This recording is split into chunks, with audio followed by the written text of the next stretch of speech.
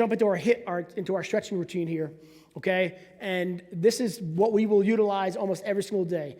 This is a first for our ankles right here. This is better done with barefoot, okay? It's very simple. All you're doing is sitting on your feet. Your feet are flat to the ground, and all we're trying to do is gently rock backwards. You should feel this in the tops of your feet, your front of your shins. This will absolutely save your catcher's feet. We will move into ankle pushes, and all we're doing is applying pressure on the inside, outside, bottom, and tops of our feet. You can utilize medical tubing. You do your ankle circles. You do out however you want to do it, but we are just trying to start to build our base with our strength and our flexibility from the feet up. Okay, and you might feel this in your hips a little bit, which is totally normal, but ultimately we are taking the time to work through this, make good slow movements, and it can just be pressure too. You can just do static holds if you like. Next up, these are just your regular squats. Your elbows are inside your knees, and you are just applying pressure in and out. Okay, you're applying pressure in and out.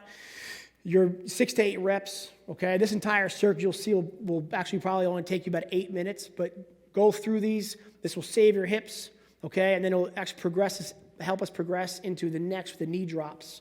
Okay, and the idea here is to be able to drop our knees slowly, keep our chest at the pitcher. We don't want our shoulders to turn with it. Okay, we are trying to make sure that we are moving slowly, touch the ground, and then get back to the center. This is a preacher stretch. We're trying to get our chest down to the floor, inside of our knees, and we're going to push back in. Really good for saving your back. Hip get-ups, very simple. We're trying to keep our feet on the floor and rotate back and forth.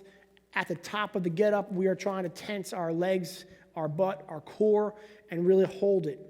When we descend back down, it's very important to go slow. You will see that a lot of the catchers, your younger catchers, will just drop. Okay, they will just fall down. We want to make sure we maintain that on the way down, and this is probably the most important drill or test, if you will. All we're trying to do is put our foreheads on the ground. The guys that fall forward, like I just showed you right there, their hips don't go backwards. So when we block, the guy that's literally falling forward and the ball's just flying back to the pitcher, they have no control over their upper body because their hips don't work backwards. High-level catchers that can block very well are going to be able to do this pretty well. And it's very difficult to do it slowly, but there's a strength component and a flexibility component. And this, for me, is if you take away one stretch, that's the one to take away.